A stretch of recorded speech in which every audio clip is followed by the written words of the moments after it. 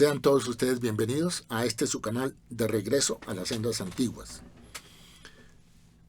Como es de costumbre, nuestro propósito es informar a las personas que están interesadas en ver este tema, de escucharlo. Informar y que las personas puedan comparar lo que nosotros podemos explicar sobre un tema determinado con lo que las personas que están viendo el tema sepan o conozcan y comparen las diferencias que hay entre lo que aquí se explica y lo que ustedes han entendido o les han enseñado. Nuestro propósito es llevarlos a estudiar. Solamente a través del estudio es que podemos nosotros evitar ser engañados. Si no estudian las escrituras, cualquier persona les puede decir cualquier cosa y ustedes no saben si creer o no, porque no están seguros si es verdad o no. Hay que tener cuidado. El tema que nos compete ahorita tiene que ver con, realmente necesitamos saber quién fue Jesús, pero necesitamos saber quién fue el Jesús judío. Porque la figura histórica de ese Jesús que existió, se sabe que fue un Jesús que nació como judío y vivió como judío y murió como judío. Sabemos que Él no vino a inventar ninguna nueva religión.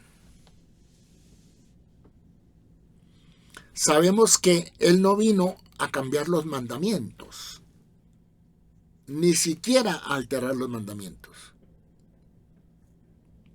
Por el contrario, Él dijo que ni una tilde, ni una coma de la ley perecería mientras existiera el cielo y la tierra.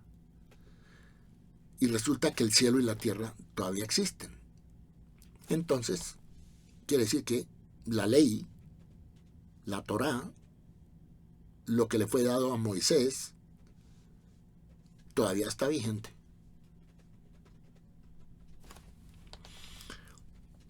Entonces, tenemos que comenzar diciendo que Jesús no nació el 25 de diciembre. Ese es otro tema que merece una atención aparte, pero se puede decir lo siguiente. El 25 de diciembre era utilizado por las religiones paganas, o sea, las religiones idólatras, para adorar a sus dioses, Horus, Osiris, Isis, etcétera, Mitra, porque eran religiones que adoraban al sol. Y el 25 de diciembre se conoce como el solsticio de invierno, cuando el sol renace. Y la Iglesia Católica decidió mover el nacimiento de Jesús para el 25 de diciembre, razón por cual no se sabe, pero Jesús no nació el 25 de diciembre. Entonces, ¿cuándo nació Jesús?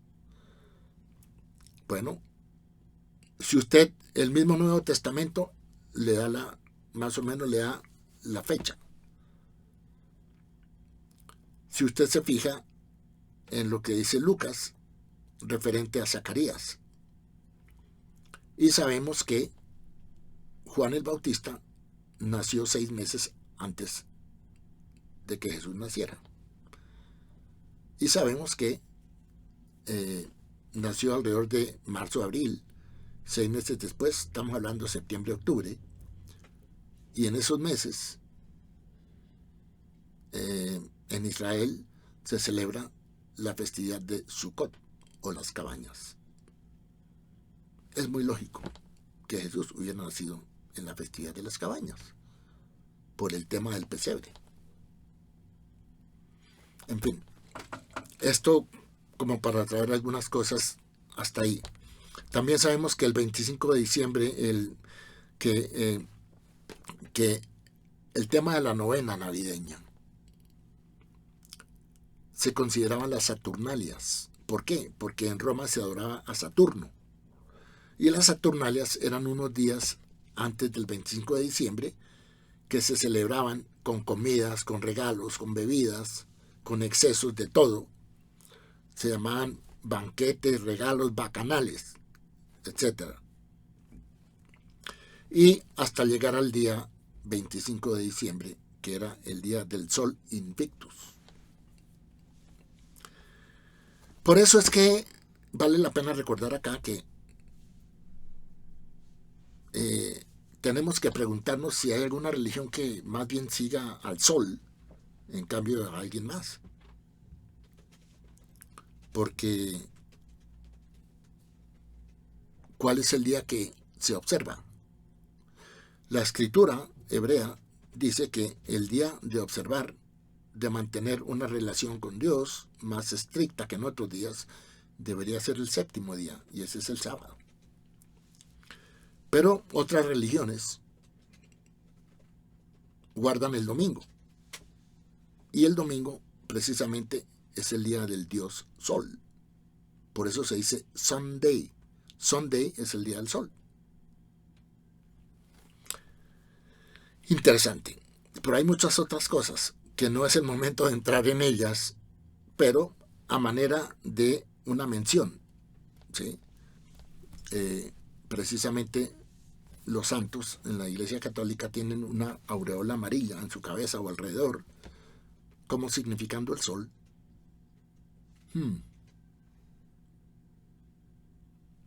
Si usted va a la plaza de San Pedro en Roma, usted va a ver un obelisco.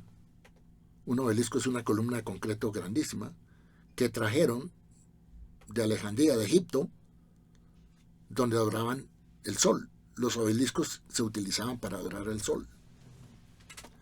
Pregúntese usted, ¿qué puede hacer una imagen que se usaba para adorar al sol en la plaza del Vaticano?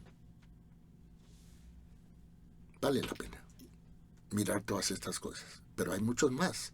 Pero ese no es nuestro propósito en este momento. Desde que Constantino puso fin a las persecuciones contra los cristianos y permitió la libertad de culto en el año 313, los cristianos en tierras de Roma empezaron a crecer en número de seguidores y se dieron cuenta de que es más sencillo ganar adeptos si el cambio es gradual y se conservan a su manera las costumbres de la gente que ya tiene. Estos eran costumbres paganas. Entonces, para no incomodar a la gente cambiándole su modo de pensar, pues los aceptaban con sus costumbres paganas, y por eso toda clase de costumbres paganas se introdujeron en esa iglesia en Roma. Y eso se volvió un caldo de cultivo de creencias paganas. Bueno, vamos a mirar quién era Jesús.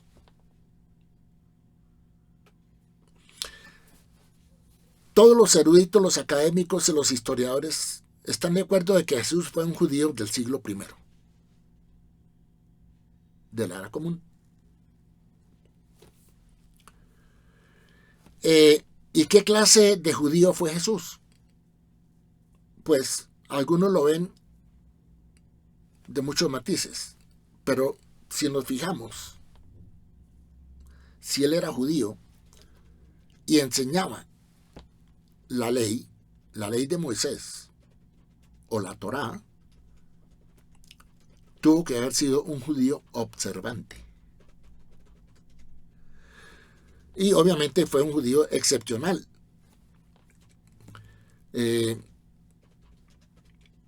Fue un hombre que con el tiempo se convirtió en un peligro potencial para las autoridades romanas, que no podían soportar a un predicador judío que en cualquier momento hubiera levantado al pueblo de Israel contra el Imperio Romano. Y fue una de las razones por las cuales él fue crucificado. Como ya hemos dicho antes, porque la cruz era una forma de castigo de las autoridades romanas. Y quienes iban a ser crucificados eran generalmente subversivos o agitadores.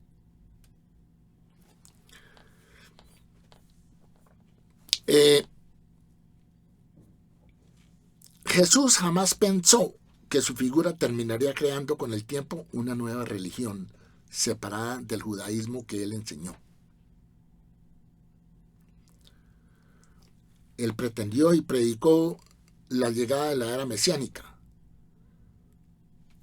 pero todo el judaísmo anhela y espera una era mesiánica. Y hablar del reino de Dios. Entonces, vamos a decir y vamos a sacar unos puntos que son exclusivos de quién era Jesús. Primero, fue hijo de madre judía llamada Miriam. Jesús tuvo como padre legal al judío Joseph, según Mateo 1:16. Jesús, como todo niño hebreo, fue circuncidado a los 8 días.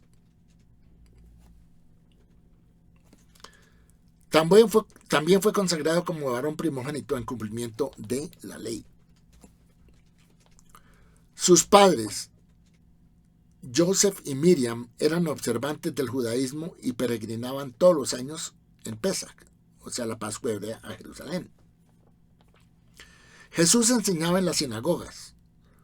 Ahí no existían iglesias. Las iglesias llegaron como un cambio a la forma de congregar y de llevar a cabo el culto. Entonces, iglesia es un término griego. Pero en la época de Jesús, en Israel no habían iglesias. Porque en Israel no hay iglesias. Hay sinagogas, hay comunidades, hay asambleas de comunidades. También sabía hebreo.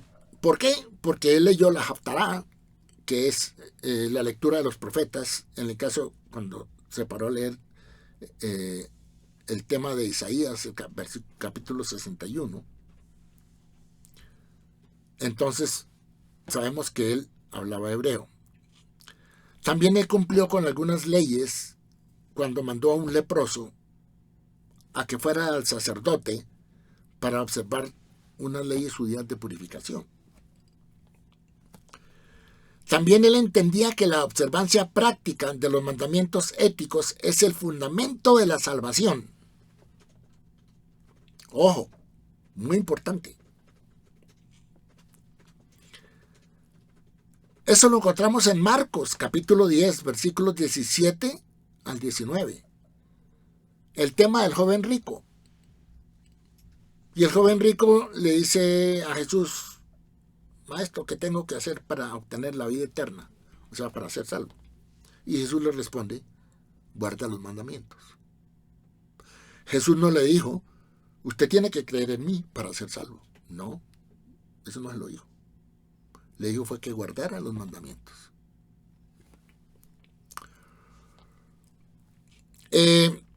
A Jesús lo llamaban rabí, que quiere decir maestro o rabino. Los mismos fariseos le decían rabí porque lo respetaban. Y en alguna otra ocasión veremos el tema de que Jesús era fariseo. Pero en los evangelios lo muestran como en contra de los fariseos. Y no era que estuvieran en contra. Argumentaban, como se argumenta hoy en día, sobre interpretaciones de la Escritura. Pero el mensaje que da el Nuevo Testamento es que eran enemigos. Nada que ver.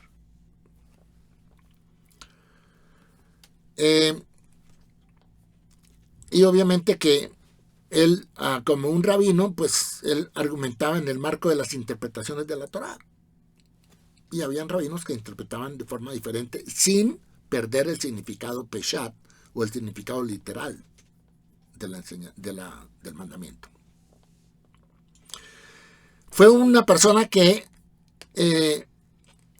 eligió como sus enviados, o Shelihim, a 12 judíos, y de ahí representando a las 12 tribus de Israel. Jesús prohibió a sus discípulos predicar a los gentiles. y a los samaritanos. Solamente debían predicar al pueblo de Israel. Es decir, como él mismo dijo, yo no fui enviado sino a las ovejas perdidas de la casa de Israel. Y eso lo tenemos cuando se encuentra con la mujer sirofenicia en Mateo. Él creó una comunidad hebrea, una Keilah de seguidores. Él utilizaba, como judío observante, utilizaba el manto ritual del judaísmo, o sea, el talit, y sus correspondientes borlas, lo que llamamos el tzitzit. También, si ustedes van a Marcos, capítulo 12, versículo 28 al 32, a él le preguntan, maestro, ¿cuál es el más grande mandamiento? ¿Y qué dice él? Él repite el Shema, que está en Deuteronomio capítulo 6, versículo 4, que dice, oye Israel, Dios nuestro Señor, Dios es uno. Uno. No son dos ni son tres, es uno. Y es una unidad indivisible.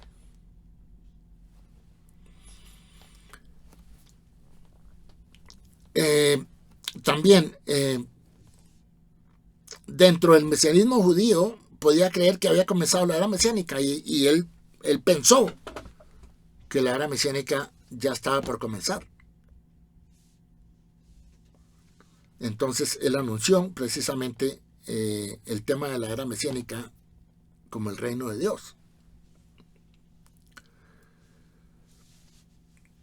También discutía sobre ciertas cuestiones con los doctores en el templo de Jerusalén.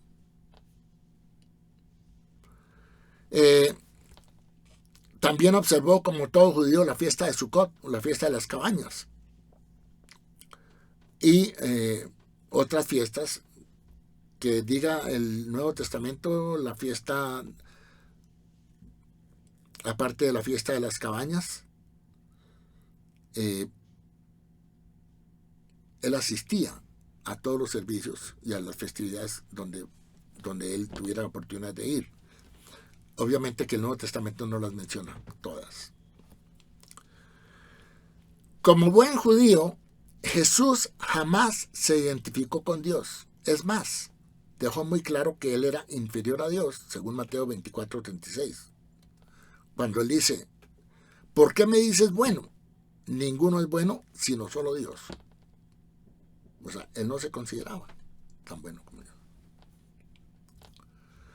Él mandó a sus seguidores judíos a observar los mandamientos y proclamó que él no vino a cambiar la ley por otra ley. Eso lo tenemos en Mateo 5, versículo 17 al 20.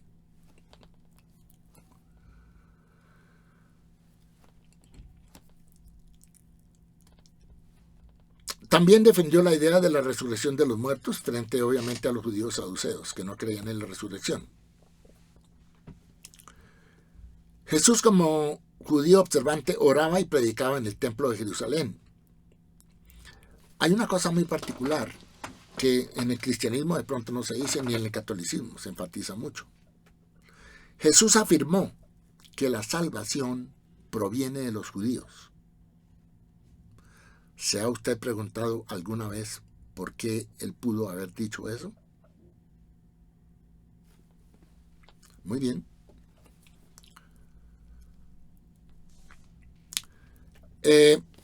Jesús predica la observancia del judaísmo a los judíos y les dice, si sois hijos de Abraham, porque ellos decían que eran hijos de Abraham, haced las obras de Abraham. O sea, sigan lo que Abraham hizo. ¿Y Abraham qué fue? Fue obediente. También él asistió a la fiesta de Hanukkah. Aunque no es una fiesta bíblica, es una fiesta histórica de la tradición. En Juan capítulo 10, versículo 22. También se dice que un miembro del Sanedrín, José de Arimatea, pidió el cuerpo de Jesús para su sepultura antes del Shabbat. ¿Para qué? Para no profanar el sábado, que es el día de descanso.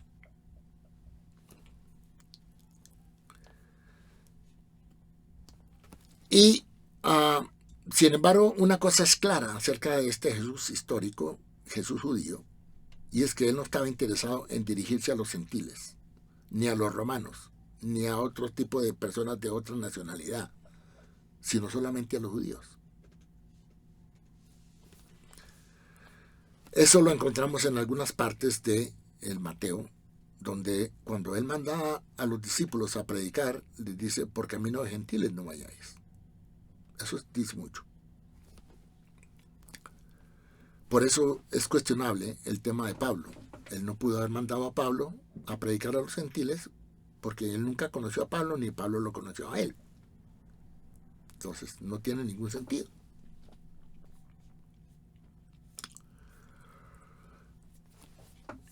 Bueno, sabemos que dentro de las enseñanzas de Jesús, el Sermón del Monte es uno de los más elocuentes, de pronto, presentaciones que él hizo de la Torá, de la ley. Pero ahí él no cambió nada, sino más bien lo que hizo fue radicalizar esos mandamientos que él menciona, como el amor al prójimo, el amor al enemigo, el también adulterar por mirar a una mujer. Eso no lo contemplaba la Torá, pero Jesús lo elevó, lo hizo más duro. Pero él no cambió la ley seguía igual, pero él exigía más, no menos, según lo que nos relata el tema del Sermón del Monte. También en sus encuentros con los fariseos, cuando lo culpan de que sus discípulos comiencen a lavarse las manos, el lavado de manos es una tradición, una halajá rabínica, una tradición rabínica. Y Jesús dice que nada de lo que entra en el cuerpo contamina, sino lo que sale del corazón, lo que sale. Muchas personas, y en los evangelios dicen que entonces toman que como él dijo que nada de lo que entraba en el cuerpo contaminaba, entonces todos los alimentos eran aceptables para ingerir. Eso no es así. Él no está hablando de alimentos cuando él habla de que lo que sale del individuo es lo malo, porque es lo que sale del corazón. Y cierto es que hay una ley que prohíbe ciertos alimentos, que están las leyes dietéticas de Levítico capítulo 11. Inclusive Pedro, cuando más adelante se le presenta la bandeja que va con los animales, Pedro dice, no, yo no y supuestamente alguien le habla y le dice, come. Él dice, yo no he comido cosas impuras. Entonces, sabemos que los apóstoles guardaban ese tema de las leyes de Kashrut. Así que estos son malentendidos que el Nuevo Testamento muestra, de discrepancias y peleas entre Jesús y los fariseos especialmente, que nunca realmente sucedió, no fue así.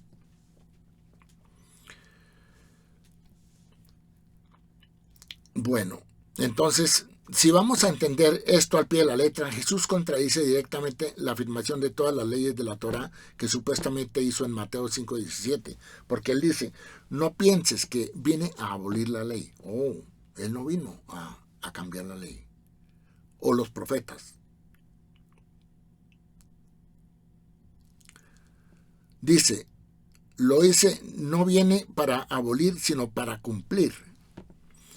Y obviamente él quiso fue mostrar que el cumplimiento de la ley de Moisés era posible. Y es posible. Porque el ser humano puede dominar el pecado. Es posible que caiga todos los días. pero es necesario que se levante y siga adelante a través de el arrepentimiento. Lo que no está bien es pensar que un ser humano pueda perdonar pecados por su muerte. ¿Cómo le va a perdonar los pecados a una persona que fue pecadora toda la vida?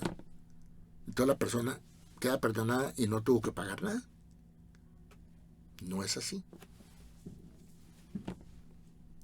Los profetas en el de Ezequiel dice, y Dios dice, que cada uno morirá por su pecado. Cada uno pagará por su pecado. Y que la única forma de obtener el perdón es a través del arrepentimiento. Y eso tiene un proceso. Bueno, entonces, mirando el tema de este Jesús judío con el tema de un Jesús, digamos, católico, y según el cristianismo, Jesús de Nazaret es el Cristo, el Mesías. Pues vale la pena decir que no. ¿Por qué? Primero porque la palabra Cristo quiere decir ungido. Y quienes eran ungidos en Israel eran los sacerdotes, o los profetas, o los reyes. Y Jesús no fue ungido por ninguna autoridad. Dice, Hijo de Dios hecho hombre. Tampoco estamos de acuerdo con eso. ¿Por qué? Primero que todo porque el tema Hijo de Dios ya lo hemos visto, que Hijo de Dios es Israel. Dios no tiene hijos individuos. Toda su creación, todos los seres humanos son hijos. Y yo puedo decir que Dios es mi Padre y yo soy su hijo. Y no estoy hablando fuera de ningún contexto. Pero decir que soy el único hijo, eso sí está mal hecho. Porque en ninguna parte de la Biblia hebrea se habla de que hay un hijo que es único, a no ser que usted hable de Israel. Porque Dios dice que Israel sí es su hijo. Pero ya es en contexto de comunidad, en un contexto colectivo. Dice, Hijo de Dios hecho hombre, según el Evangelio de Mateo, concebido por el Espíritu Santo y nacido de la Virgen. Ya hemos visto y hemos desvirtuado el nacimiento virginal. Entonces, con este tema, sabemos que el catolicismo, si lo comparamos con el Jesús que el catolicismo se identifica, no es el mismo Jesús judío de las Escrituras. No es el mismo. Dice aquí también en el catolicismo que Jesús fue la única persona que nació de una madre mortal, María, y un padre inmortal, Dios el Padre. Eso no es verdad, porque no se puede comprobar. Antes, hay mucha contradicción en lo que se dice, que ya hemos visto en Mateo capítulo 1 y capítulo 2. Y hemos dicho que esos fueron capítulos que fueron insertados muchos años después de los escritos de el Mateo. Y que el Mateo original no tenía nada que tuviera que ver con ningún nacimiento virginal. Y eso lo dicen los ebionitas.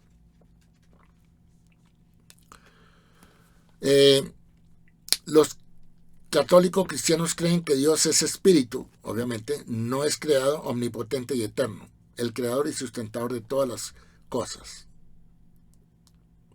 que rescata al mundo a través de su Hijo Jesucristo. Perdóneme, pero en ninguna parte de ninguna escritura inspirada me dice eso. ¿Cómo yo considero que una escritura es inspirada? Porque no tiene errores. Muy bien, cuando nosotros nos referimos a escritura inspirada, es una escritura que ha sido propiciada por inspiración divina. Y a eso le llamamos inspiración del Ruach HaKodesh.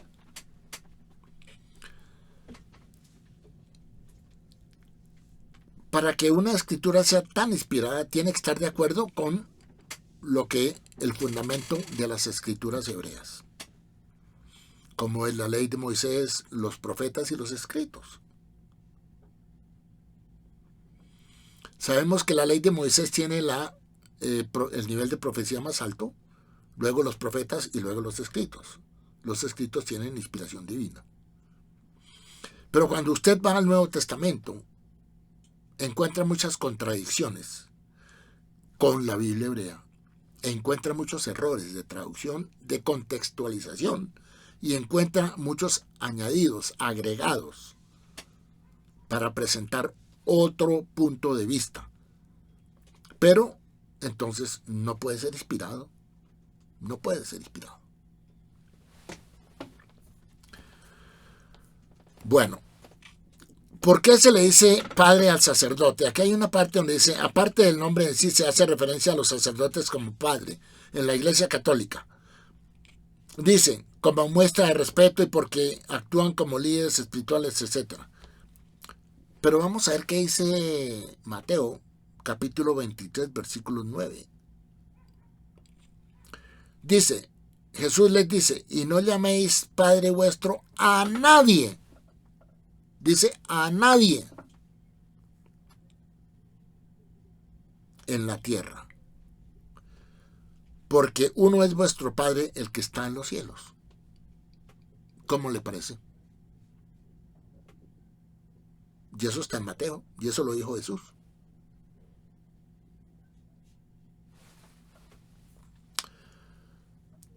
Ahora, ¿cómo se salva en el mundo católico, cristiano y algunos otros movimientos que no están dentro de lo que se acepta hoy en día como el judaísmo bíblico? El cristianismo acepta la salvación como la liberación de la esclavitud del pecado. Sí, si usted es esclavo del pecado es porque usted quiere, no porque se tenga que serlo. Y aquí vemos otra de las enseñanzas de Pablo. Pablo era un esclavo del pecado. Y por eso él habló contra la Torá, contra la ley. Porque él se sintió incapaz de dominar el pecado. No tuvo la suficiente fuerza de voluntad. Pero sabemos que el ser humano puede dominar el pecado. Y eso lo hemos visto ya, que está en Génesis, capítulo 4, versículos 6 y 7. Como la liberación de la esclavitud del pecado y de la condenación. Obviamente que el pecador, según la escritura hebrea, el pecador que no se arrepiente se condena. Entonces, pues hay que acudir al arrepentimiento. Y el arrepentimiento tiene que ver con parar de hacer lo que está haciendo, confesar el pecado, pedir perdón y no repetir la acción. Y hacer retribución por el daño causado. En eso consiste el arrepentimiento. No es simplemente decir yo me arrepiento.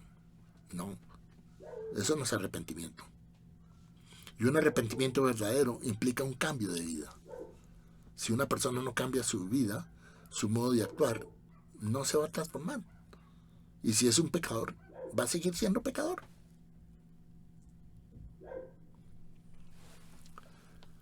Pecador empedernido. Dice aquí también, resultando en la vida eterna con Dios. No, eso tampoco.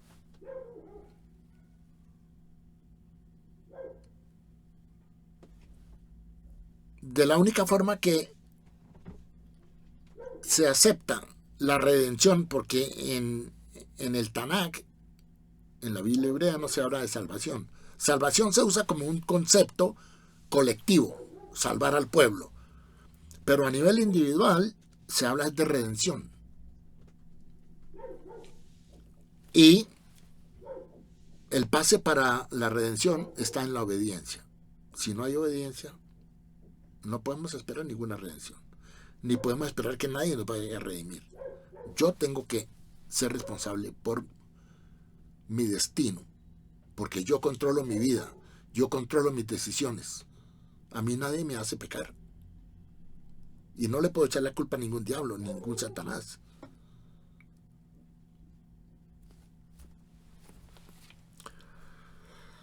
Dice ¿El sacrificio de Cristo hace que se le denomine Salvador? No, tampoco, porque el que salva es Dios.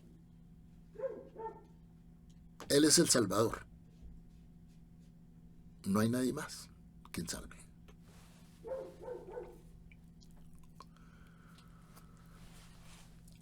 Bueno, también aquí acuden a otro tema que es en Isaías capítulo 49, versículos 6 y 7, donde dice, ¿qué dice el Antiguo Testamento sobre el Mesías? El Mesías sería luz para los gentiles, según Isaías 49, 6 y 7.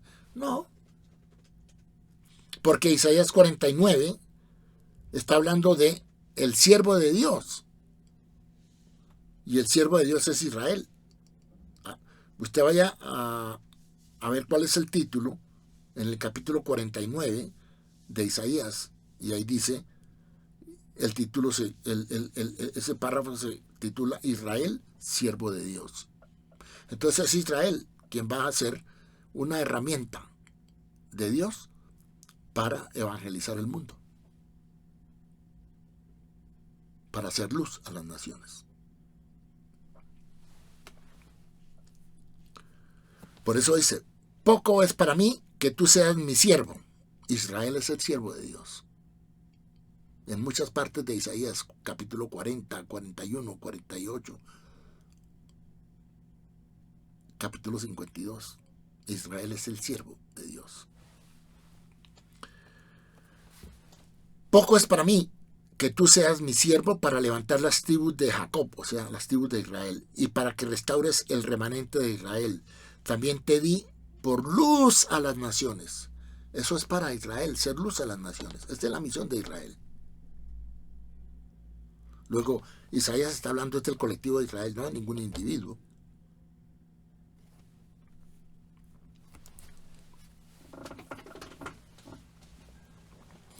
Así ha dicho Dios, Redentor de Israel, el santo suyo, al menospreciado de alma, al abominado de las naciones, al siervo de los tiranos, porque eso era Israel.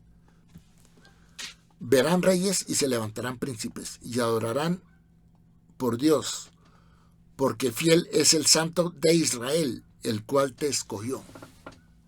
¿A quién escogió? A Israel. Y en Isaías 41, 8 y 9 dice, pero tú, Israel, siervo mío, eres tú. Bueno, Jacob es un sinónimo de Israel, a quien yo escogí, descendencia de Abraham, mi amigo, porque te tomé de los confines de la tierra y de tierras lejanas te llamé y te dije, mi siervo eres tú, te escogí y no te deseché. Entonces el siervo de Dios es Israel. Para los que piensan en Isaías, el siervo sufriente de Isaías 53, es Israel también. Bueno, entonces también hay que decir otra cosa. Jesús no nació en 25 de diciembre, sino en la fiesta de Sukkot, de las cabañas. Eso lo podemos averiguar yendo a el capítulo de Lucas, capítulo 1, donde habla de Zacarías, el padre de Juan el Bautista. Zacarías estaba oficiando cuando se le aparece el ángel, según lo que está escrito ahí, y le dice que su esposa, que era estéril, va a tener un hijo. Y Zacarías era un sacerdote, él estaba haciendo su turno como sacerdote del orden de Abías, del sacerdocio arónico. Y eso más o menos se presentó entre agosto más o menos, y a partir de ahí se cuenta, le dice que la mujer va a concebir un hijo. Entonces, pues él tenía que prestar esa semana de servicio y luego iría a reunirse con su mujer, luego ella concebiría, y a los 5 meses cuando la visitó, Miriam, sabemos que Juan el Bautista en su nacimiento nació 6 meses antes de Jesús. Y si Juan el Bautista nació más o menos para abril, añadimos 6 meses y nos trae septiembre-octubre, que es la fiesta de las cabañas. Entonces Jesús era menor que Juan el Bautista 6 meses. Eso está en el Nuevo Testamento. Usted puede seguir la ruta y se va a dar cuenta. Así que Jesús no nació en diciembre. También tenemos que decir que si nosotros queremos, ¿cuándo murió Jesús? Jesús no murió un viernes. No. Jesús murió el 14 del mes de Nisan, ¿sí? Que es el día de la preparación para Pesaj, para la Pascua. En ese día viene el proceso de Jesús, viene la crucifixión, viene la muerte y la sepultura de Jesús. Eso fue el 14 del mes de Nisan. El 15 ya sería Pesaj o la Pascua. Pero el 14 de Nisan era un miércoles. No podía ser un viernes.